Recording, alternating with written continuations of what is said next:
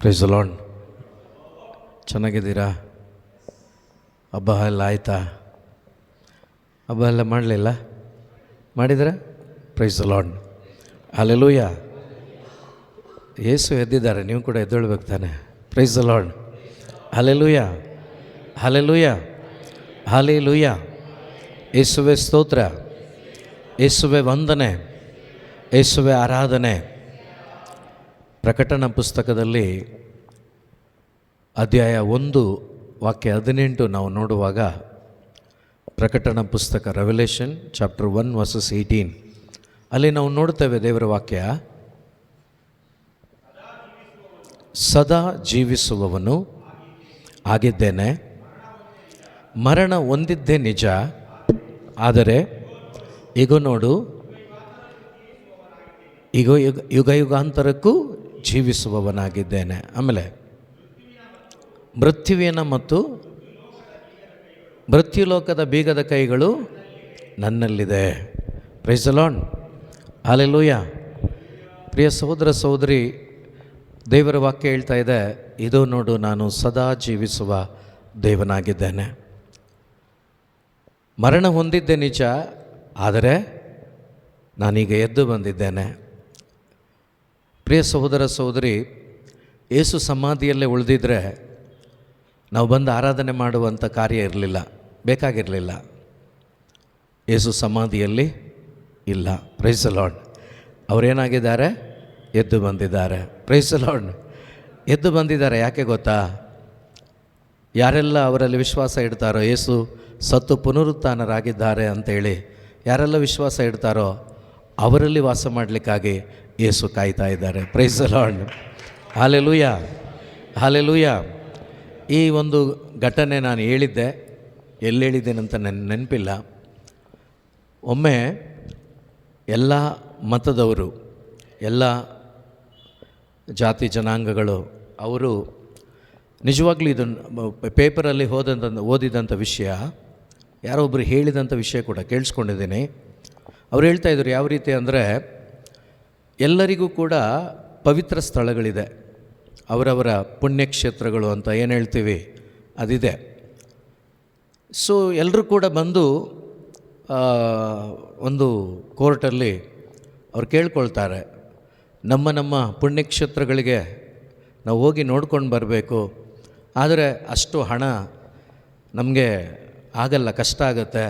ಆದ್ದರಿಂದ ನೀವು ನಿಮ್ಮ ಸರ್ಕಾರದಿಂದ ಸಬ್ಸಿಡಿ ಅಂತಾರಲ್ವ, ಸ್ವಲ್ಪ ಕಡಿಮೆ ಮಾಡ್ಕೋಬೇಕು ಅಂತ ಕೇಳಿದಾಗ, ಸೊ ಎಲ್ಲರೂ ಕೂಡ ಅವರು ಸಬ್ಸಿಡಿ ಕೊಡ್ತಾರೆ.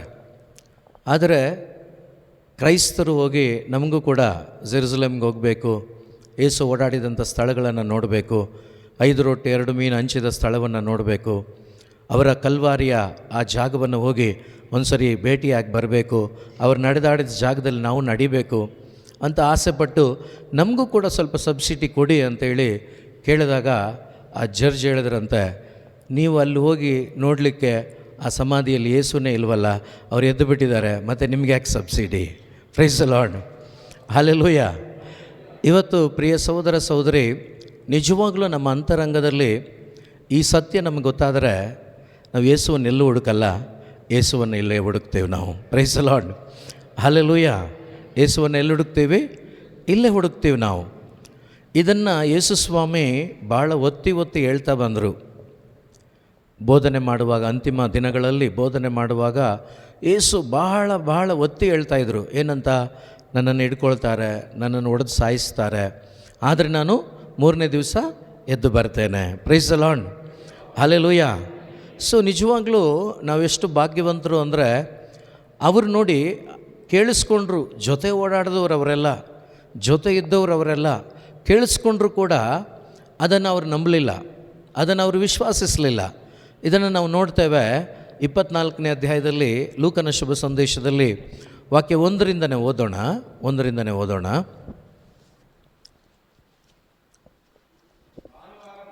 ಭಾನುವಾರ ಮುಂಜಾನೆ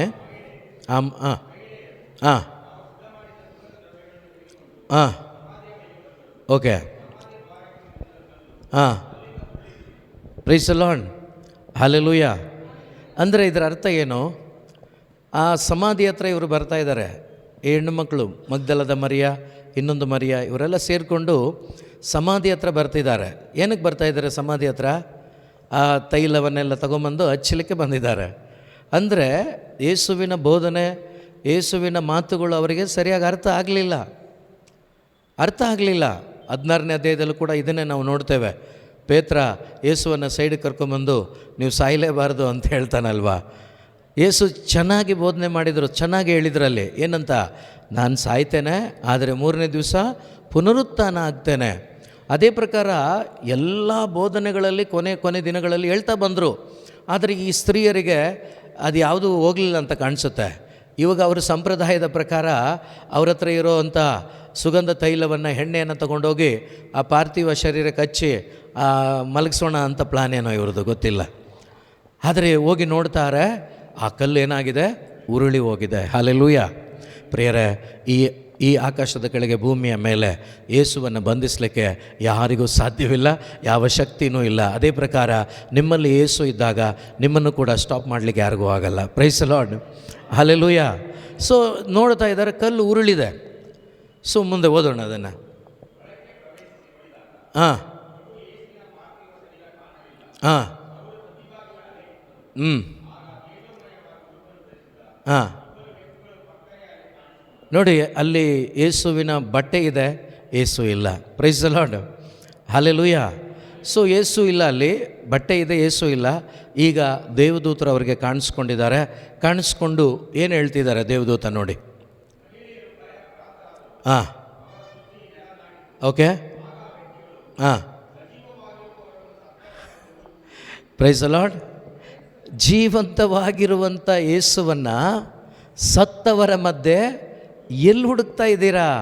ಇವತ್ತು ಆತ್ಮೀಯ ನನ್ನ ಪ್ರೀತಿಯ ಸಹೋದರ ಸಹೋದರಿಯರೇ, ಇವತ್ತು ನನ್ನ ಒಳಗಡೆ ಸತ್ತ ಅವಸ್ಥೆ ಇದ್ದರೆ, ನನ್ನೊಳಗಡೆ ಯೇಸುವನ್ನು ಹುಡುಕಿದ್ರೆ ಏನೂ ಪ್ರಯೋಜನ ಇಲ್ಲ. Praise the lord. ಹಲ್ಲೆಲೂಯ. ಯಾಕೆಂದರೆ ವಾಕ್ಯ ಹೇಳುತ್ತೆ, ಅವರು ಸತ್ತವರ ದೇವರಲ್ಲ, ಅವರು ಜೀವಿತರ ದೇವರಾಗಿದ್ದಾರೆ. Praise the lord. ಯಾರ ದೇವರಾಗಿದ್ದಾರೆ? ಜೀವಿಸುವ ದೇವರಾಗಿದ್ದಾರೆ, ಜೀವಂತ ಮಕ್ಕಳ ದೇವರಾಗಿದ್ದಾರೆ. ಇವತ್ತು ನನ್ನೊಳಗಡೆ ನಾನು ಜೀವ ಪಡ್ಕೊಂಡಿಲ್ಲ ಅಂದರೆ ಜೀವ ಅವರೇನೆ. ಸೊ ಹಾಗಾಗಿ ನನ್ನೊಳಗಡೆ ನಾನು ಜೀವ ಪಡ್ಕೊಂಡ್ರೆ ಆ ಜೀವಂತ ದೇವರನ್ನು ಎಕ್ಸ್ಪೀರಿಯನ್ಸ್ ಮಾಡೋಕ್ಕಾಗತ್ತೆ. ನನ್ನೊಳಗಡೆ ಯೇಸುವನ್ನು ಪಡ್ಕೊಳ್ದಿದ್ರೆ ಆ ಜೀವಿಸುವಂಥ ದೇವರನ್ನು ಎಕ್ಸ್ಪೀರಿಯನ್ಸ್ ಮಾಡಲಿಕ್ಕೆ ಸಾಧ್ಯನೇ ಇಲ್ಲ. ಅದಕ್ಕೆ ಹೇಳ್ತಿದ್ದಾರೆ, ಸತ್ತವರ ಮಧ್ಯೆ ಅವರು ಇರ್ತಾರಾ? ಅವರಿರಲ್ಲ, ಅವರು ಜೀವಿತರ ದೇವರು. ಇವತ್ತು ನಮ್ಮ ಹೃದಯಗಳನ್ನು ಒಮ್ಮೆ ಅವಲೋಕನ ಮಾಡಿ ನೋಡೋಣ, ನಮ್ಮ ಅಂತರಂಗಗಳನ್ನು ಒಮ್ಮೆ ಅವಲೋಕನ ಮಾಡಿ ನೋಡೋಣ. ಯಾಕಂದರೆ ಸತ್ತ ಅವಸ್ಥೆಯಲ್ಲಿ, ಸತ್ತ ಜಾಗದಲ್ಲಿ ಖಂಡಿತ ಯೇಸು ವಾಸ ಮಾಡೋದಿಲ್ಲ. ಯಾಕೆಂದರೆ ಇವತ್ತು ಹೊಸ ಒಡಂಬಡಿಕೆಯಲ್ಲಿ ಇದು ನಿಜವಾದ ಆಲಯವಲ್ಲ, ನಾನು ನೀವು ನಿಜವಾದ ಆಲಯವಾಗಿದ್ದೇವೆ. ಹಲ್ಲೆಲೂಯ. ಹಲ್ಲೆಲೂಯ. ಯಾರು ಆಲಯ? ನಾವು ಒಬ್ಬೊಬ್ಬರು ಕೂಡ ದೇವರ ಆಲಯಗಳಾಗಿದ್ದೇವೆ. ಈ ಆಲಯದಲ್ಲಿ ದೇವರು ವಾಸ ಮಾಡಲಿಕ್ಕೆ ಇಷ್ಟಪಡ್ತಾರೆ. ಇವತ್ತು ನಮ್ಮನ್ನು ಒಮ್ಮೆ ಅವಲೋಕನ ಮಾಡಿ ನೋಡಿದ್ರೆ ಗೊತ್ತಾಗುತ್ತೆ, ನಾನು ದೇವರಿಗೆ ಯೋಗ್ಯವಾದ ಸ್ಥಳವಾಗಿದ್ದೀನ ಅಥವಾ ನಾನು ಒಂದು ಗುಹೆಯಾಗಿ ಜೀವಿಸ್ತಾ ಇದ್ದೀನ. ಒಮ್ಮೆ ನನ್ನನ್ನು ನಾನು ಪರೀಕ್ಷೆ ಮಾಡಿದ್ರೆ ಗೊತ್ತಾಗುತ್ತೆ, ನಾನು ಆಲಯನ ಇಲ್ಲ ಒಂದು ಗುಹೆನ. ಯಾಕಂದರೆ ಜೆರುಸಲೇಮಿನ ದೇವಾಲಯಕ್ಕೆ ಯೇಸು ಹೋದಾಗ ಅಲ್ಲಿ ಮಾರುಕಟ್ಟೆ ಅಂತಿದ್ದ ದೇವಾಲಯವನ್ನು ಕಂಡಾಗ ಅವರ ಹೃದಯ ಕರಗಿ ಹೋಗ್ತದೆ. ಅವರು ಅಳುತ್ತಾರೆ, ಏನಂತ? ತಂದೆಯ ಆಲಯವನ್ನು ಕಳ್ಳಕಾಕರ ಗುಹೆಯನ್ನಾಗಿ ನೀವು ಮಾಡಿದ್ದೀರಲ್ವಾ ಅಂತೇಳಿ. ಇವತ್ತು ಆ ಗುಹೆ ನೀವು ಆಗಬಾರ್ದು. ಇವತ್ತು ಅಂಥ ಗುಹೆ ನಾನು ನೀವು ಆಗಬಾರ್ದು. ನನ್ನಲ್ಲಿ ಆ ಗುಹೆಗೆ ಸಂಬಂಧಪಟ್ಟ ಸ್ವಭಾವ ಇದ್ದರೆ ಖಂಡಿತವಾಗಲೂ ಪ್ರಿಯ ಸಹೋದರ ಸಹೋದರಿ, ಯೇಸು ನನ್ನಲ್ಲಿ ವಾಸ ಮಾಡಲಿಕ್ಕೆ ಸಾಧ್ಯವೇ ಇಲ್ಲ. ಸುಮ್ಮನೆ ಹೇಳಿಲ್ಲ ಫರಿಸಾಯರನ್ನ ಯೇಸು ಸ್ವಾಮಿ ನೋಡಿ, ಏನಂತ? ನೀವು ಸುಣ್ಣ ಬಳಿದ ಸಮಾಧಿಗಳು. ಯಾಕೆಂದರೆ ನಿಮ್ಮೊಳಗಡೆ ಯೇಸು ಇಲ್ಲ, ದೇವರಿಲ್ಲ, ದೇವರಾತ್ಮ ಇಲ್ಲ. ನಿಮ್ಮೊಳಗಡೆ ಬುದ್ಧಿಯಲ್ಲಿ ಎಲ್ಲ ಇರ್ಬೋದು, ಆದರೆ ನಿಮ್ಮೊಳಗಡೆ ಯೇಸು ಆದ ನಾನು ಜೀವಿಸಲಿಕ್ಕೆ ನೀವು ಸ್ಥಳ ಕೊಡ್ತಾ ಇಲ್ಲ, ನನ್ನನ್ನು ಅಕ್ಸೆಪ್ಟ್ ಮಾಡ್ಕೊಳ್ತಾ ಇಲ್ಲ, ನನ್ನನ್ನು ನೀವು ಬರಮಾಡ್ಕೊಳ್ತಾ ಇಲ್ಲ. ದೊಡ್ಡದಾಗಿ ನೀವು ಹೇಳ್ತಾ ಇದ್ದೀರಾ, ನಾನು ಅಬ್ರಹಾಮನೇ ನನ್ನ ತಂದೆ ದೇವರೇ ನಮಗೆ ತಂದೆ, ನಮಗೆ ಗೊತ್ತಿದೆ ಅಂತೇಳಿ ನೀವು ಹೇಳ್ತಾ ಇದ್ದೀರಾ. ಆದರೆ ನನ್ನನ್ನು ಪ್ರೀತಿಸ್ಲಿಕ್ಕೆ ನಿಮಗೆ ಆಗ್ತಾ ಇಲ್ಲ. ಯಾಕೆಂದರೆ ನಾನು ಯಾರಂತ ನಿಮಗೆ ಗೊತ್ತಿಲ್ಲ, ಗುರುತು ಹಚ್ಚಲಿಲ್ಲ ನೀವು. ಸೊ ಅದೇ ಪ್ರಕಾರ ಇವತ್ತು ನಮ್ಮ ಜೀವನದಲ್ಲೂ ಕೂಡ ಒಮ್ಮೆ ಅವಲೋಕನ ಮಾಡಿ ನೋಡಬೇಕು. ನನ್ನ ಒಳಗಡೆ ಸತ್ತ ಒಂದು ಅವಸ್ಥೆ ಇದೆಯಾ, ನನ್ನೊಳಗಡೆ ಕತ್ಲೆ ಇದೆಯಾ, ನನ್ನೊಳಗಡೆ ಸೈತಾನನ ಕಾರ್ಯಗಳಿದೆಯಾ, ಈ ರೀತಿ ನಾನು ಇದ್ದುಕೊಂಡು ಸಾಯೋ ತನಕ ಧ್ಯಾನ ಮಾಡಿದರೂ ಕೂಡ ಆ ಧ್ಯಾನಕ್ಕೆ ಯಾವುದೂ ರಿಸಲ್ಟ್ ಸಿಗಲ್ಲ. ಕೆಲವರು ಹೇಳ್ತಾರಲ್ವ, ನಾನು ವರ್ಷದಿಂದ ಮಾಡ್ತಾಯಿದ್ದೀನಿ, 10 ವರ್ಷದಿಂದ ಮಾಡ್ತಾಯಿದ್ದೀನಿ, ಆದರೆ ಆ ಜಾಯ್ ನನಗೆ ಅನುಭವಿಸ್ಲಿಕ್ಕಾಗ್ತಾ ಇಲ್ಲ, ಆ ಸಮಾಧಾನ ನನಗೆ ಅನುಭವಿಸ್ಲಿಕ್ಕಾಗ್ತಾ ಇಲ್ಲ. ಒಳಗಡೆ ಪ್ರಿಯ ಸಹೋದರ ಸಹೋದರಿ, ಕತ್ತಲೆ ಇಟ್ಕೊಂಡು ಬೆಳಕು ಕಾಣಬೇಕು, ಬೆಳಕು ಅನುಭವಿಸ್ಬೇಕು, ಬೆಳಕು ಅನುಭವಿಸ್ಬೇಕು ಅಂದರೆ ಹೆಂಗೆ ಅನುಭವಿಸ್ಲಿಕ್ಕಾಗತ್ತೆ? ಸಾಧ್ಯನೇ ಇಲ್ಲ. ಒಳಗಡೆ ಇರುವ ಕತ್ಲೆ ದೂರ ಆಗಬೇಕಾದ್ರೆ ಬೆಳಕಾದ ಯೇಸು ಒಳಗಡೆ ಬರಬೇಕು. ಆ ಬೆಳಕು ಒಳಗಡೆ ಬಂದಾಗ ಕತ್ಲೆ ತಾನಾಗಿ ದೂರ ಹೋಗುತ್ತೆ. ಆ ಬೆಳಕನ್ನು ನೀವು ಎಕ್ಸ್ಪೀರಿಯನ್ಸ್ ಮಾಡಲಿಕ್ಕೆ ಸಾಧ್ಯವಾಗುತ್ತೆ. ಅದರಿಂದನೇ ಯೇಸು ಹೇಳ್ತಿದ್ದಾರೆ, ಆ ದೇವದೂತರು ಹೇಳ್ತಿದ್ದಾರೆ, ಜೀವಂತವಾಗಿರುವವರನ್ನು ಸತ್ತವರ ಮಧ್ಯೆ ಏನು ಕೊಡುತ್ತಾ ಇದ್ದೀರ ನೀವು? ಹುಡುಕಬೇಡಿ. ಮುಂದುವರಿಸಿ ಓದಿ ನೋಡಿ. ಅವರು ಇಲ್ಲಿಲ್ಲ, ಅವರು ಪುನರುತ್ಥಾನ ಹೊಂದಿದ್ದಾರೆ. ಗಲಿಲಿಯದಲ್ಲಿದ್ದಾಗಲೇ ನಿಮಗೆ ನರಪುತ್ರನು ಪಾಪಿ ಮಾನವರ ವಶವಾಗಿ 3ನೆಯ ದಿನ ಪುನರುತ್ಥಾನ ಹೊಂದಬೇಕಾಗಿದೆ ಎಂಬುದನ್ನು ಎಂದು ತಿಳಿಸಿದ್ದನ್ನು ಮರೆತು ಬಿಟ್ರೋ ಎಂದನು. ಆಗ ಆ ಮಹಿಳೆಯರಿಗೆ ಯೇಸು ಸ್ವಾಮಿಯ ಮಾತುಗಳು ಏನು ಬಂದವು? ಜ್ಞಾಪಕಕ್ಕೆ ಬಂದವು. ಹೇಳಿದ್ದೆಲ್ಲ ಮರ್ತೋಗ್ಬಿಟ್ಟಿದ್ದಾರೆ. ಈಗ ಆ ಮಾತುಗಳು ರೀಕಾಲ್ ಆಗ್ತಾ ಇದೆ. ಇವತ್ತು ನಾವು ಪದೇ ಎಷ್ಟೋ ಬೋಧನೆಗಳನ್ನು ಕೇಳಿಸ್ಕೊಂಡಿದ್ದರೂ ಕೂಡ ನಮ್ಮ ಜೀವನದಲ್ಲಿ ಬದಲಾವಣೆ ಇಲ್ಲ. ನಮ್ಮ ಜೀವನದಲ್ಲಿ ಒಂದು ಅಭಿಷೇಕದ, ಒಂದು ಆಶೀರ್ವಾದದ ಬದುಕು ನಮ್ಮದಿಲ್ಲ. ಕಾರಣ ಏನು? ಕೇಳಿಸ್ಕೊತಾ ಇದ್ದೀವಿ. ಕೇಳಿಸ್ಕೊಳ್ತಾ ಇದ್ದರೂ ಕೂಡ ಅದನ್ನು ಧ್ಯಾನಿಸದ ಕಾರಣ, ಅದರಲ್ಲಿ ಬದುಕದ ಕಾರಣ ಖಂಡಿತವಾಗಲೂ ನಮ್ಮಲ್ಲಿ ಆ ಬೆಳಕಿನ ಅನುಭವ ನಮಗಾಗ್ತಾ ಇಲ್ಲ. ಯಾವಾಗಿದಾಗುತ್ತೆ ಅಂದರೆ, ಯಾವ ರೀತಿ ಯೇಸು ಸತ್ತು ಅವರು ಪುನರುತ್ಥಾನರಾಗಿದ್ದಾರೆ. ಇವತ್ತು ಪುನರುತ್ಥಾನರಾದ ಯೇಸು ಏನನ್ನು ಬಯಸ್ತಾರೆ ಅಂದರೆ, ಮಾನವನ ಹೃದಯದಲ್ಲಿ, ಅಂದರೆ ನಿಮ್ಮ ಅಂತರಂಗದಲ್ಲಿ ವಾಸ ಮಾಡಬೇಕು ಅಂತ ಅವರು ಬಯಸ್ತಾರೆ.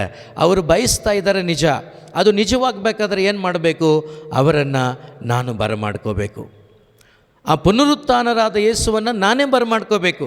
ಯಾಕಂದರೆ ಯವನನ ಶುಭ ಸಂದೇಶವಾಗಿ ಕೇಳುತ್ತಲ್ವ, 1:12. ಎಷ್ಟೋ ಸಾರಿ ನಾವು ಈ ವಾಕ್ಯವನ್ನು ಕೇಳಿಸ್ಕೊತಾನೇ ಇದ್ದೀವಿ, ಧ್ಯಾನಿಸ್ತಾನೇ ಇದ್ದೀವಿ.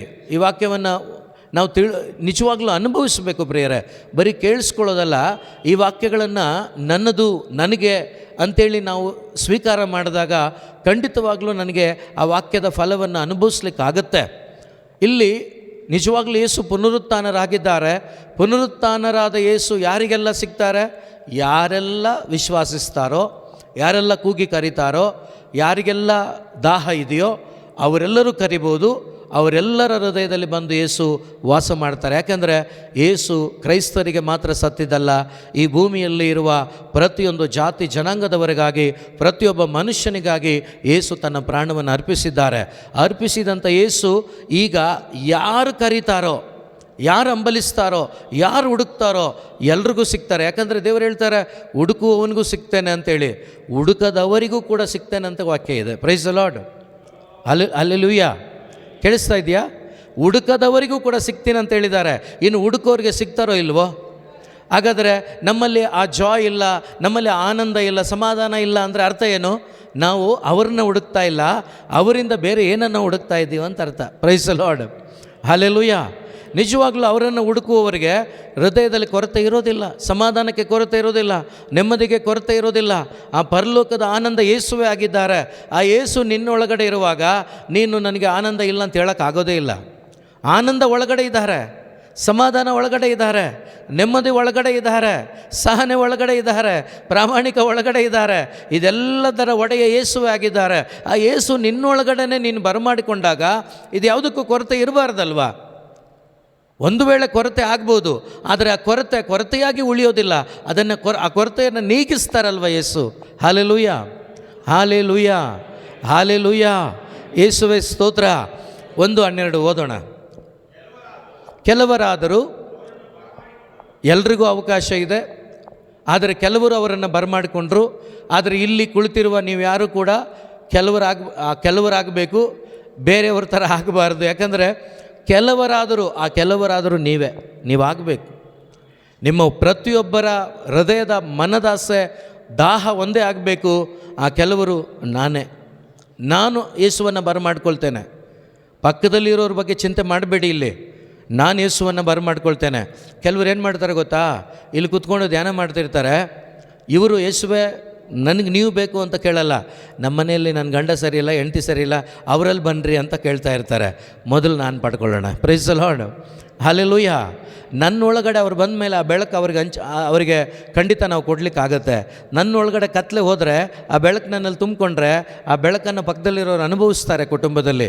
ಆದ್ದರಿಂದ ಪ್ರಿಯರೇ, ಕೆಲವರಾದರೂ, ಎಲ್ರಿಗೂ ಅವಕಾಶ ಇದೆ. ಇಲ್ಲಿ ಕುಳಿತಂಥ ಪ್ರತಿಯೊಬ್ಬರಿಗೂ ಅವಕಾಶ ಇದೆ. ಆ ಕೆಲವರು ನಾವೊಬ್ಬೊಬ್ಬರು ಆಗಬೇಕು, ನನ್ನನ್ನು ಸೇರಿ. ಕೆಲವರಾದರೂ ಅವರನ್ನು ಬರಮಾಡಿಕೊಂಡರು. ಓದೋಣ. ಅಂಥವರಿಗೆ ಅವರ ಮರಣ ಪುನರುತ್ಥಾನದಲ್ಲಿ ವಿಶ್ವಾಸ ಇಟ್ಟವರಿಗೆ. Praise the lord, praise the lord. Yesu ಸ್ವಾಮಿ ಸತ್ರು ನಿಜ. ಈಗ ಅವರು ಸಮಾಧಿಯಲ್ಲಿಲ್ಲ, ಅವರೇನಾಗಿದ್ದಾರೆ? ಎದ್ದು ಬಂದಿದ್ದಾರೆ. ಹಲ್ಲೆಲೂಯ. ಪ್ರಿಯ ಸಹೋದರ ಸಹೋದರಿ, ನಮ್ಮ ಕಥೋಲಿಕ ಧರ್ಮಸಭೆಯಲ್ಲಿ ಎಷ್ಟೋ ಸಂತರುಗಳು ಬಂದು ಹೋಗಿದ್ದಾರೆ. ಹೌದಾ ಬಂದೋಗಿದ್ದಾರಾ? ಪ್ರಿಯ ಸಹೋದರ ಸಹೋದರಿ, ಎಷ್ಟು ಪರಿಶುದ್ಧವಾದ ಜೀವನವನ್ನು ಯೇಸುಗಾಗಿ ಜೀವಿಸಿದವರು ಸತ್ತೋಗಿದ್ದಾರೆ. ಎಷ್ಟೋ ಜನ ಸತ್ತವರನ್ನು ಎಬ್ಬಿಸಿದ್ದಾರೆ ಅಂತೇಳಿ ನಾವು ಚರಿತ್ರೆಯಲ್ಲಿ ನೋಡಿದ್ದೇವೆ. ಸಂತ ಅಂತೋಣಿಯವರು ಅನೇಕರನ್ನು ಎಬ್ಬಿಸಿದ್ದಾರೆ ಅಂತೇಳಿ ನಾವು ಕೇಳಿಸ್ಕೊಂಡಿದ್ದೇವೆ. ಒಳ್ಳೆಯದೇ. ಪ್ರಿಯ ಸಹೋದರ ಸಹೋದರಿ, ಈ ಬದುಕಿದಂಥ ಸಂತರುಗಳೆಲ್ಲ ಒಂದು ದಿವಸ ಸತ್ರು. Hallelujah, hallelujah. ಯಾವ ಊರಿಗೆ ಸೇರಿದವರು, ಯಾವ ದೇಶಕ್ಕೆ ಸೇರಿದವರು ಆ ಸಂತರನ್ನು ಆ ದೇಶದಲ್ಲಿ ಎಲ್ಲೆಲ್ಲಿ ಅವ್ರನ್ನ ಇಡಬೇಕೋ ಸಮಾಧಿಯಲ್ಲಿ ಅಲ್ಲಿ ಇಟ್ಟಿದ್ದಾರಾ? Hallelujah, hallelujah, hallelujah. ಅವರ ಮಾತನಾಡಿದ ಮಾತುಗಳು ಅಂದರೆ ದೇವರ ವಾಕ್ಯಗಳು, ಯಾವ ವಾಕ್ಯದ ಮುಖಾಂತರ ಮಾನಸಾಂತರ ಪಟ್ಟರು, ಯಾವ ವಾಕ್ಯದ ಮುಖಾಂತರ ಯೇಸುವನ್ನು ಕಂಡುಕೊಂಡ್ರು, ಅದೆಲ್ಲ ಇದೆ ಚರಿತ್ರೆಯಲ್ಲಿ. ಆದರೆ ಅವರು ಯಾರೂ ಕೂಡ ಎದ್ದು ಬಂದವರಿಲ್ಲ. ಅವ್ರು ಮಾತಾಡಿದ ಮಾತುಗಳಿರ್ಬೋದು, ಆದರೆ ಪ್ರಿಯ ಸಹೋದರ ಸಹೋದರಿ, ಯೇಸುವನ್ನು ಸಮಾಧಿ ಕೂಡ ಪಾತಾಳವೂ ಕೂಡ ಹಿಡಿದಿಟ್ಟುಕೊಳ್ಳಿಕ್ಕಾಗಲ್ಲ. ಯಾಕೆಂದರೆ ಸಮಾಧಿಗೂ ಕೂಡ ಪಾತಾಳಕ್ಕೂ ಕೂಡ ಯೇಸುವನ್ನು ಹಿಡಿದಿಟ್ಟುಕೊಳ್ಳುವ ಪವರ್ ಯಾರಿಗೂ ಇಲ್ಲ. ಪ್ರಿಯರೇ, ಅವರು ಎದ್ದು ಬಂದಿದ್ದಾರೆ. ಎದ್ದು ಬಂದು ಇವತ್ತು ಇಲ್ಲಿ ನಿಂತ್ಕೊಂಡು ಹೇಳ್ತಿದ್ದಾರೆ, ನೀನು ನನ್ನನ್ನು ಬರಮಾಡಿಕೊಳ್ಳೋದಾದರೆ ನಾನು ನಿನ್ನಲ್ಲಿ ಬರ್ತೇನೆ, ನಾನು ನಿನಗೆ ಸಿಗ್ತೇನೆ. ಯಾರೆಲ್ಲ ನನ್ನನ್ನು ಬರಮಾಡ್ಕೊಳ್ತೀರೋ ನಾನು ಬರ್ತೇನೆ ನಿಮ್ಮಲ್ಲಿಗೆ. ಅದು ಯಾವ ಜಾತಿ ಜನಾಂಗ ಆದರೂ ಪರವಾಗಿಲ್ಲ, ನಾನು ನಿಮ್ಮೊಳಗಡೆ ಬಂದು ವಾಸ ಮಾಡ್ತೇನೆ, ನಿಮ್ಮಲ್ಲಿ ನಾನು ಜೀವಿಸ್ತೇನೆ, ನಿಮ್ಮಲ್ಲಿ ವಾಸ ಮಾಡ್ತೇನೆ. ನೋಡಿ ಪ್ರಿಯರೇ, ಎಂಥ ಒಂದು ಅವಕಾಶ. ಈ ಒಂದು ಶರೀರದಲ್ಲಿ ಪಾಪ ಇದೆ, ಸಾವಿದೆ. ಆದರೂ ಕೂಡ ದೇವರು ಹೇಳ್ತಾರೆ, ನನ್ನನ್ನು ಬರಮಾಡ್ಕೋ. ನನ್ನ ಶುಭ ಸಂದೇಶವನ್ನು, ನಾನು ಬಂದದ್ದು ಯಾತಕ್ಕಾಗಿ ಎಂಬುದನ್ನು ಅರಿತುಕೊಂಡು ನನ್ನನ್ನು ಬರಮಾಡ್ಕೋ. ನಾನು ನಿನ್ನಲ್ಲಿ ಬಂದು ವಾಸ ಮಾಡ್ತೇನೆ. Hallelujah, hallelujah, hallelujah. ಅಂದರೆ ಅವರ ಸಾವಿನಲ್ಲಿ ಮಾತ್ರವಲ್ಲ, ಅವರ ಪುನರುತ್ಥಾನದಲ್ಲಿ.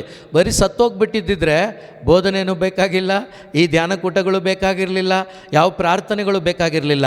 ಯಾಕೆಂದರೆ ಅವರು ಸತ್ತ ಸಮಾಧಿಯಲ್ಲಿಲ್ಲ, ಅವರು ಸತ್ತವರೊಳಗಿಂದ ಮೊದಲನೆಯವರಾಗಿ ಎದ್ದು ಬಂದಿದ್ದಾರೆ. ಆದ್ದರಿಂದ ಪ್ರಿಯ ಸಹೋದರ ಸಹೋದರಿ, ಅವರ ಆ ಒಂದು ಬರುವಿಕೆ ಅಂದರೆ ನಮ್ಮಲ್ಲಿ ಅವರನ್ನು ಬರಮಾಡಿಕೊಳ್ಳುವಾಗ ನಮ್ಮಲ್ಲಿ ಅದೇ ಪುನರುತ್ಥಾನದ ಶಕ್ತಿ ನಾವು ಕೂಡ ಅನುಭವಿಸಲಿಕ್ಕೆ ಸಾಧ್ಯವಾಗುತ್ತೆ. ಯಾಕೆಂದರೆ ದೇವ್ರ ವಾಕ್ಯ ಹೇಳುತ್ತಲ್ವ, ಆಡ್ತೀವಿ ನಾವು, ಯೇಸು ಪ್ರಭಾವವು ಕುಂದಿ ಹೋಗಲಿಲ್ಲ, ಪುನರುತ್ಥಾನ ಶಕ್ತಿ ಬದಲಾಗಲಿಲ್ಲ. 2000 ವರ್ಷಗಳ ಹಿಂದೆ ಅವರು ಎದ್ದು ಬಂದಂಥ ಯೇಸು ಇನ್ನೂ ಜೀವಂತವಾಗಿದ್ದಾರೆ. ಅವರ ಪ್ರಭಾವ ಕಮ್ಮಿ ಆಗಲಿಲ್ಲ, ಅವರ ಮಹಿಮೆ ಕಮ್ಮಿ ಆಗಲಿಲ್ಲ, ಅವರ ವಾಕ್ಯದ ಶಕ್ತಿ ಕಮ್ಮಿ ಆಗಲಿಲ್ಲ, ಯಾವುದು ಕಮ್ಮಿ ಆಗಲಿಲ್ಲ. ಅದೇ ಪವರಲ್ಲಿ ಇವತ್ತು ಕೂಡ ಜೀವಿಸ್ತಾ ಇದ್ದಾರೆ. ಆ ಪವರನ್ನು ಯಾಕೆ ನಮಗೆ ಅನುಭವಿಸ್ಲಿಕ್ಕೆ ಆಗ್ತಾ ಇಲ್ಲ ಅಂದರೆ ಆ ವಿಶ್ವಾಸ ನಮ್ಮಲ್ಲಿಲ್ಲ. ಆದಿ ಧರ್ಮಸಭೆಯಲ್ಲಿ ಅವರು ಪಡ್ಕೊಂಡ್ರಲ್ವಾ ಯೇಸುವನ್ನು, ಪಡ್ಕೊಂಡು ಹೇಗೆ ಜೀವಿಸಿದ್ರು ಹೇಳಿ? ಯೇಸುವಾಗಿಯೇ ಜೀವಿಸಿದರು. ನೀವು 1ರಿಂದ 6, 7, 8, 9, 10, 12 ಅಧ್ಯಾಯಗಳನ್ನು ಓದಿ ನೋಡಿ. ಸುಮಾರು ಅದರಲ್ಲೆಲ್ಲ ಹೇಗೆ ಪವಿತ್ರಾತ್ಮರು ಅವರಲ್ಲಿ ಇದ್ದುಕೊಂಡು ಕಾರ್ಯ ಮಾಡಿದ್ದಾರೆ, ಎಷ್ಟು ಶಕ್ತಿಶಾಲಿಯಾಗಿ ಅವರಲ್ಲಿ ಪ್ರವರ್ಧಿಸಿದ್ದಾರೆ ದೇವರು, ಊಹೆ ಮಾಡಲಿಕ್ಕಾಗಲ್ಲ. ಅದರಿಂದಲೇ ಇವತ್ತು ಅದೇ ಯೇಸು ಹೇಳ್ತಿದ್ದಾರೆ, ಕೆಲವರಾದರೂ ಅವರನ್ನು ಬರಮಾಡಿಕೊಂಡರು ಅಂಥವರಿಗೆ, ಅಂದರೆ ಅವರಲ್ಲಿ ವಿಶ್ವಾಸ ಇಟ್ಟವರಿಗೆ, ಅವರ ಜನನ ಮರಣ ಪುನರುತ್ಥಾನದಲ್ಲಿ ಯಾರಿಗೆಲ್ಲ ವಿಶ್ವಾಸ ಇತ್ತೋ ಅವರಿಗೆ ಅವರ ಮಕ್ಕಳಾಗುವ ಹಕ್ಕನ್ನು ಕೊಟ್ಟಿದ್ದಾರೆ. Praise the lord, hallelujah. ಪ್ರಿಯರೇ, ಪ್ರತಿ ಸಾರಿ ಅವರ ಮಗನು ಮಗಳಾಗುವ ಹಕ್ಕನ್ನು ಕೊಟ್ಟಿದ್ದಾರೆ ಅನ್ನುವಾಗ ಒಳಗಡೆಯಿಂದ ಒಂದು ಆನಂದ ಆಗುತ್ತೆ, ಒಳಗಡೆಯಿಂದ ಒಂದು ಸಂತೋಷ ಆಗುತ್ತೆ. ಯಾವಾಗ ಗೊತ್ತಾ? ಅವರು ನನಗಾಗಿ ಸತ್ತಿದ್ದಾರೆ, ನನ್ನ ಪಾಪಕ್ಕಾಗಿ ಸತ್ತಿದ್ದಾರೆ, ಸಮಾಧಿಯ ಅವಸ್ಥೆಯಿಂದ ನನ್ನನ್ನು ಬಿಡುಗಡೆ ಮಾಡಿ ಒಂದು ಪರಲೋಕ ನನ್ನಲ್ಲಿ ಉಂಟು ಮಾಡಿದ್ದಾರೆ. ಪ್ರಿಯ ಸಹೋದರ ಸಹೋದರಿ, ಯೇಸು ಎಲ್ಲಿದ್ದಾರೋ ಪರಲೋಕ ಎಲ್ಲಿದೆ? ಅಲ್ಲೇ. ಈಗ ನಿಮ್ಮೊಬ್ಬೊಬ್ಬರಲ್ಲಿ ಯೇಸು ಇದ್ದಾರೆ, ಹಾಗಾದರೆ ಪರಲೋಕ ಯಾವುದು? ಅದೇ ಪರಲೋಕ. ಅಂದರೆ ಬಾಡಿಯಲ್ಲಿ 108 ತೊಂದರೆಗಳಿರ್ಬೋದು, ಆದರೆ ನಿನ್ನ ಅಂತರಂಗದಲ್ಲಿ ಯೇಸು ಇರುವಾಗ ಆ ಯೇಸು ವಾಸ ಮಾಡುವ ಜಾಗ ಪರಲೋಕವಾಗಿದೆ, ಅದು ಸ್ವರ್ಗವಾಗಿದೆ. ಅಲ್ಲಿ ಯಾವುದೇ ಕೊರತೆ ಇಲ್ಲ, ಯಾವುದೇ ಕೊರತೆ ಇಲ್ಲ. ಈ ಒಳಗಡೆಯಿಂದ ಆ ಜಾಯ್ ನನಗೆ ಅನುಭವಿಸ್ಲಿಕ್ಕಾದರೆ ಆಗ ಇದೆಲ್ಲ ಮರೆತೋಗ್ಲಿಕ್ಕಾಗತ್ತೆ. Hallelujah, hallelujah. ಸೊ ಅದರಿಂದ ವಾಕ್ಯವನ್ನು ಪೂರ್ತಿ ಓದ್ಬಿಡಿ. ಅಂದರೆ ಅವರಲ್ಲಿ ವಿಶ್ವಾಸ ಇಟ್ಟವರಿಗೆ ದೇವರ ಮಕ್ಕಳಾಗುವ ಹಕ್ಕನ್ನು ಅವರು ಕೊಟ್ಟರು. ಅಂತರ ಜನನವು ರಕ್ತ ಸಂಬಂಧದಿಂದ ಅಲ್ಲ, ಶಾರೀರಿಕ ಇಚ್ಛೆಯಿಂದ ಅಲ್ಲ, ಮಾನವನ ಸಹಜ ಬಯಕೆಯಿಂದಲೂ ಅಲ್ಲ. ಯಾರಿಂದ ಆಯಿತು? ಯಾರಿಂದ? ದೇವರಿಂದ. ಯಾವಾಗ ನೀವು ಆ ಪುನರುತ್ಥಾನರಾದ ಯೇಸುವನ್ನು ಬರಮಾಡ್ಕೊಳ್ತೀರೋ ನಿಮ್ಮ ಆತ್ಮ ಹೊಸದಾಗಿ ಹುಟ್ಟುತ್ತದೆ, ನೀವು ನೂತನ ಸೃಷ್ಟಿಗಳಾಗ್ತೀರಾ. ಈ ಕಾರ್ಯ ಆಗಿದ್ದು ಯಾವುದೇ ಮನುಷ್ಯನಿಂದ ಅಲ್ಲ, ಇದು ದೇವರಿಂದ. ದೇವರೇ ನಮ್ಮಲ್ಲಿ ಒಂದು ವಿಶ್ವಾಸವನ್ನು ಇಟ್ಟು ಆ ವಿಶ್ವಾಸದ ಮುಖಾಂತರ ದೇವರ ಮಕ್ಕಳಾಗುವ ಆ ಒಂದು ಸೌಭಾಗ್ಯವನ್ನು ದೇವರೇ ನಮಗೆ ಕೊಟ್ಟಿದ್ದಾರೆ. ಪ್ರಿಯರೇ, ಈ ಯೇಸು ನಮ್ಮಲ್ಲಿರುವಾಗ ನಾವು ಎಂಜಾಯ್ ಮಾಡಲಿಕ್ಕಾಗತ್ತೆ ಕ್ರಿಸ್ತೀಯ ಜೀವಿತವನ್ನು. ಇಲ್ಲ ಅಂದರೆ ಖಂಡಿತವಾಗಲೂ ಆ ಮಾರ್ಕನ ಶುಭ ಸಂದೇಶದಲ್ಲಿ 5ನೇ ಅಧ್ಯಾಯದಲ್ಲಿ ಆ ಸಮಾಧಿಗಳಲ್ಲಿ ಇರ್ತಾನಲ್ವಾ, ಇದೇ ಪರಿಸ್ಥಿತಿ ಇರ್ತದೆ. ಅವನು ಪೂರ್ತಿ ಒಳಗಾಗ್ಬಿಟ್ಟಿದ್ದ, ನಾವು ಅರೆಬರೆ ಒಳಗಾಗಿ ನಮ್ಮದೇ ಆದ ರೀತಿಯಲ್ಲಿ ಕತ್ತಲೆಯಲ್ಲಿ ಅನುಭವಿಸ್ತಾ ಇರ್ತೀವಿ. ನೋಡಿ ಅವನ ಪರಿಸ್ಥಿತಿ ಹೆಂಗಿತ್ತು ಅಂತ ಓದಿ ನೋಡಿ. ಯೇಸು ಸ್ವಾಮಿ ದೋಣಿಯಿಂದ ಇಳಿಯುತ್ತಲೇ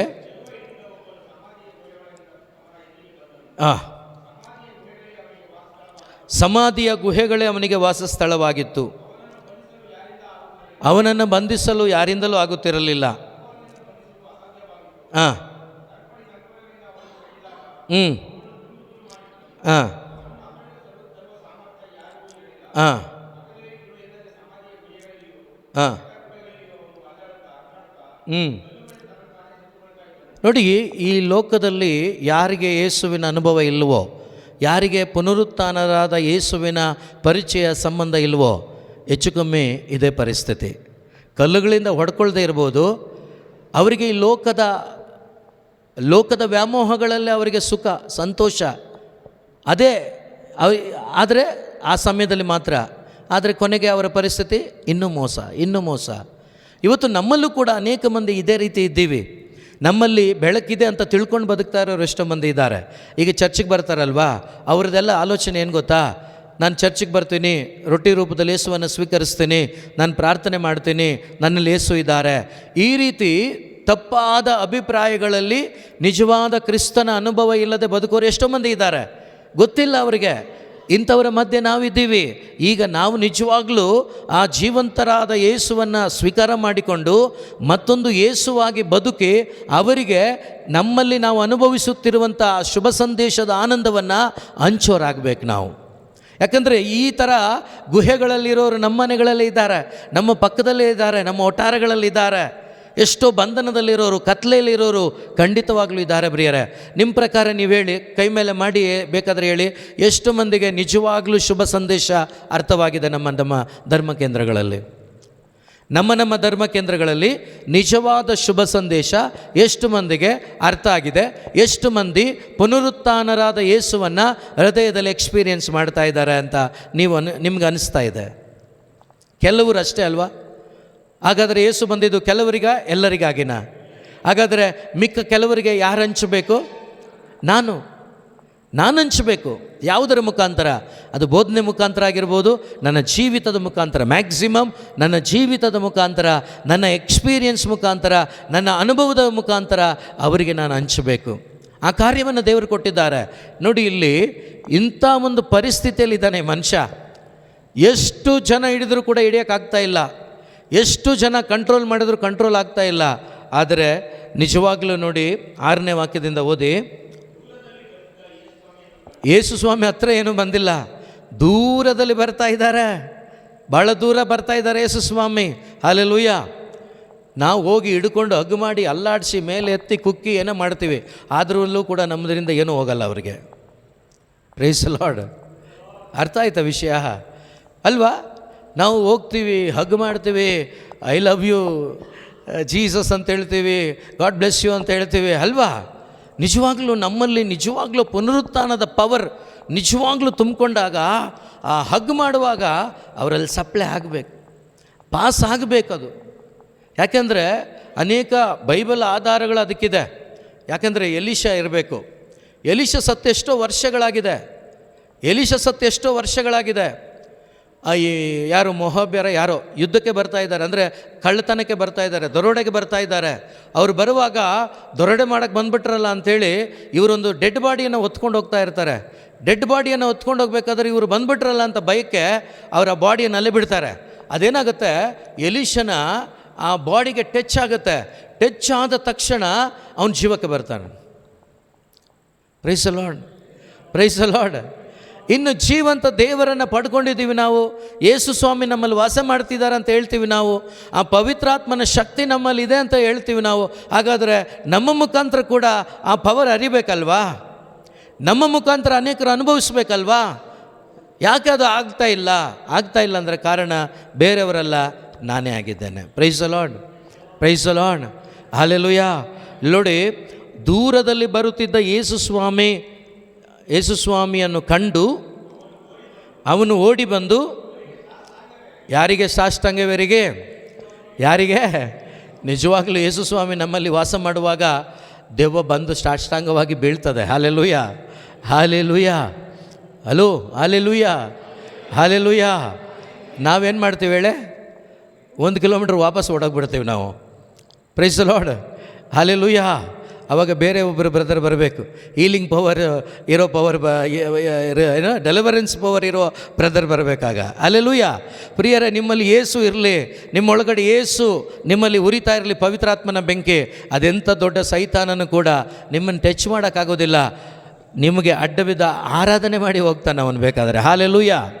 ಯಾಕೆಂದರೆ ನಿಮ್ಮಲ್ಲಿ ವಾಸ ಮಾಡ್ತಾ ಇರೋದು ಯಾರು? ಯೇಸುವಾಗಿದ್ದಾರೆ, ಪರಿಶುದ್ಧಾತ್ಮರಾಗಿದ್ದಾರೆ, ತಂದೆ ದೇವರು ನಿಮ್ಮಲ್ಲಿದ್ದಾರೆ. ನಿಮ್ಮನ್ನು ಏನು ಮಾಡಲಿಕ್ಕೆ ಆಗಲ್ಲ. ಯಾಕೆ ನೀವು ಭಯಪಡ್ತೀರಂದರೆ ನಿಮ್ಮ ಒಳಗಡೆ ಇರೋ ದೇವರನ್ನು ನೀವು ಪರಿಚಯ ಮಾಡ್ಕೊಂಡಿಲ್ಲ, ಅವ್ರನ್ನ ಅನುಭವಿಸ್ತಾ ಇಲ್ಲ, ಅಥವಾ ಆ ವಿಶ್ವಾಸ ಗ್ಯಾರಂಟಿ ಇಲ್ಲ. ಜ್ಞಾನದಲ್ಲಿ ಇದ್ದಾರೆ ಯೇಸು, ಅದು ಕೆಲಸಕ್ಕೆ ಬರೋದಿಲ್ಲ. ಅದು ಯಾರಿಗೆ ಗೊತ್ತಾಗುತ್ತೆ? ಸೈತಾನಂಗೆ ಗೊತ್ತಾಗುತ್ತೆ, ಸೈತಾನಂಗೆ ಗೊತ್ತಾಗುತ್ತೆ. ಗಾರುಡಗಾತಿ ಒಬ್ಬಳು ಬರ್ತಾ ಇದ್ದಾಳೆ, ಪೌಲ ಮಿನಿಸ್ಟ್ರಿ ಮಾಡಲಿಕ್ಕೆ ಹೋಗ್ತಾ ಇದ್ದಾನೆ. ಪ್ರೇಷಿತರ ಕಾರ್ಯಕಲಾಪಗಳು 16ನೇ ಅಧ್ಯಾಯ ಅಂತ ಕಾಣುತ್ತೆ. ಮಿನಿಸ್ಟ್ರಿ ಮಾಡಲಿಕ್ಕೆ ಹೋಗ್ತಾ ಇದ್ದಾರೆ, ದೇವರ ವಾಕ್ಯ ಸಾರ್ಲಿಕ್ಕೆ ಹೋಗ್ತಾ ಇದ್ದಾನೆ. ಈ ಗಾರುಡಗಾತಿ ಹೇಳ್ತಾ ಇದ್ದಾಳೆ ಏನಂತ? ಮಹೋನ್ನತನ ಕಿಂಕರರು ಹೋಗ್ತಾ ಇದ್ದಾರೆ, ದೇವರ ಸೇವೆಯನ್ನು ಮಾಡ್ತಾ ಇರೋರು ಹೋಗ್ತಾ ಇದ್ದಾರೆ, ದೇವರ ವಾಕ್ಯವನ್ನು ಸಾರೋರು ಹೋಗ್ತಾ ಇದ್ದಾರೆ. ಪೌಲ ಏನು ಮಾಡ್ತಾನೆ? ಒಂದೇ ಒಂದು ಗದರು, ಲೈಕ್ ಬಾಯ್ಮುಚ್ಚು, ಅಲ್ಲೇ ತಿರುಗಿ ಡಮಾರ್ ಅಂತ ಅಲ್ಲೇ ಬಿದ್ದೋಗ್ತಾಳೆ ಅವಳು. ಯಾಕೆಂದರೆ ಪೌಲ ತುಂಬಿಕೊಂಡಿದ್ದು ಪುನರುತ್ಥಾನರಾದ ಯೇಸುವನ್ನು. ಆ ಪವರನ್ನು ಪೂರ್ತಿಯಾಗಿ ಆತನು ಅನುಭವಿಸಿದ, ಉಪಯೋಗಿಸಿದ ಕೂಡ.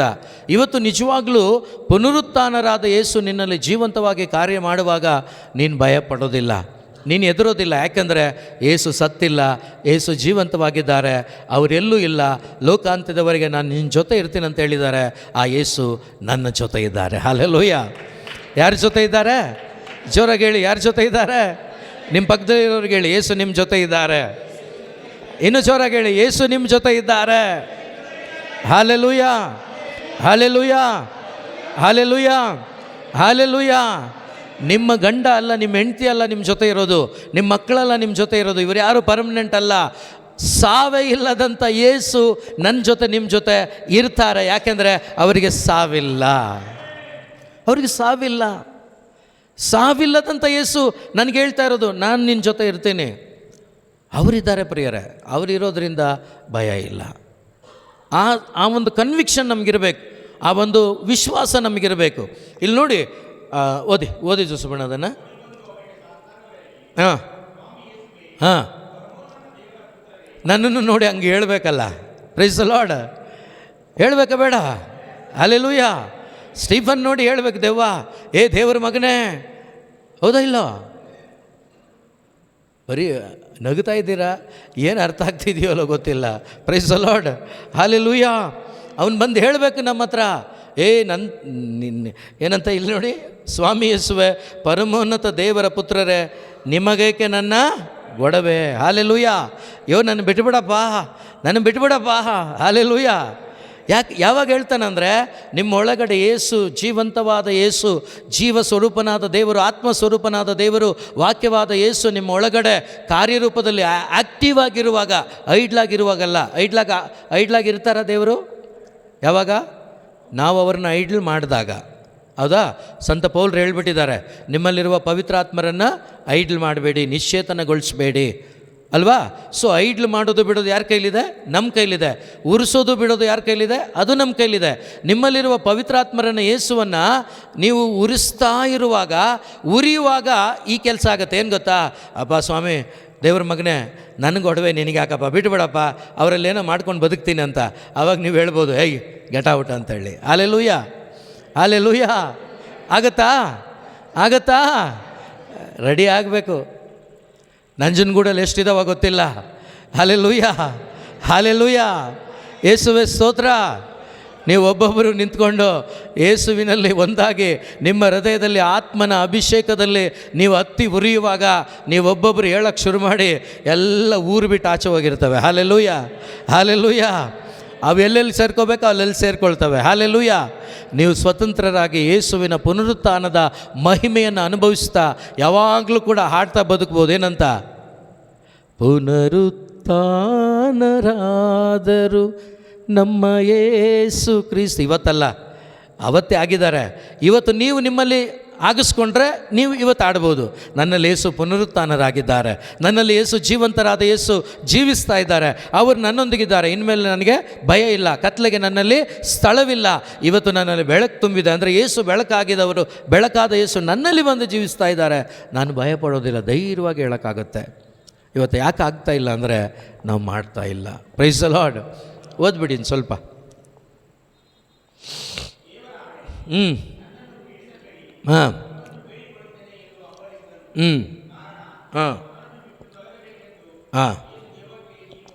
ಓಕೆ, ಸಾಕ್ಬಿಡಿ. ಸೊ ನಾನು ಏನು ಹೇಳಕ್ಕೆ ಬರ್ತಾಯಿದ್ದೀನಿ ಅಂದರೆ, ನಿಜವಾಗಲೂ ಪುನರುತ್ಥಾನರಾದ ಯೇಸು ನಮ್ಮ ಒಬ್ಬೊಬ್ಬರಲ್ಲಿ ಜೀವಿಸುವಾಗ, ಆ ಪರಿಶುದ್ಧಾತ್ಮರು ನಮ್ಮ ಒಬ್ಬೊಬ್ಬರಲ್ಲಿ ಜೀವಿಸುವಾಗ ಖಂಡಿತ ಹೇಳ್ತಾನೆ, ವಾಕ್ಯ ಸುಳ್ಳಾಗೋದಿಲ್ಲ, ಲೋಕದಲ್ಲಿರುವ ದುರಾತ್ಮನಿಗಿಂತ ನಿಮ್ಮಲ್ಲಿರುವ ದೇವರು ಸರ್ವಶಕ್ತರು, ದೊಡ್ಡವರು ಅಂತೇಳಿ ವಾಕ್ಯ ಇದೆಯಲ್ವಾ, ಅದು ಯಾವತ್ತೂ ಸುಳ್ಳಾಗೋದಿಲ್ಲ. ಯಾಕಂದರೆ ಆ ದೊಡ್ಡವರು ಯಾರಂತ ನಿಮಗೆ ಪರಿಚಯ ಆದರೆ ನೀವು ದೊಡ್ಡವರಾಗಿಯೇ ಬದುಕ್ತೀರಾ. ಹಲ್ಲೆಲೂಯಾ. ನೀವು ದೊಡ್ಡವರಾಗಿಯೇ ಬದುಕ್ತೀರಾ. ಯಾಕಂದರೆ ಯಾರಿದ್ದಾರೆ ಒಳಗಡೆ? ದೊಡ್ಡವರಿದ್ದಾರೆ. ಅದಕ್ಕೆ ದೊಡ್ಡದಾಗಿರ್ತದೆ ನಿಮ್ಮ ಜೀವನ. ಹಲ್ಲೆಲೂಯಾ. ಒಂದು ಅಭಿಷೇಕದ ಜೀವನ ಆಗಿರ್ತದೆ, ಒಂದು ಜಯಭರಿತವಾದ ಜೀವನ ಆಗಿರ್ತದೆ. ನೀವು ಬೇಕಾದರೆ ನೋಡಿ, ಈ ಪುನರುತ್ಥಾನರಾದ ಯೇಸುವನ್ನು ಯಾರೆಲ್ಲ ಬರಮಾಡ್ಕೊಂಡ್ರೋ ಅವ್ರು ಯಾರೂ ಕೂಡ ಸಾವಿಗೆ ಭಯಪಡಲಿಲ್ಲ. ಎಕ್ಸಾಂಪಲ್ ಸುಮಾರಿದ್ದಾರೆ. ಸ್ಟೇಫಾನ, ಪ್ರೇಷಿತರು, ಪ್ರಿಯರೇ, ಅವರಿಗೆಲ್ಲ ಸಣ್ಣ ಏಜು.